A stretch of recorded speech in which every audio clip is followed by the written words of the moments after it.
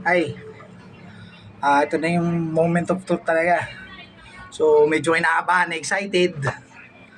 After 22 long years, bago kami magkita ulit nung panganay ko, si Brinda. Ano, nakatattoo sa tiyan ko yan. Bago pa man siya lumabas, tinatuo na yung pangalan niya. So, finally, magkikita na kami ngayon. Actually, dyan, ground floor ng Gaisano. So, um, tingnan natin yung update.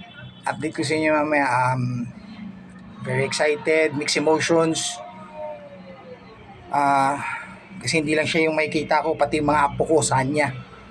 So, dalawa yun, si Caleb at si Shobi. So, makikita ko na rin sila at last long while.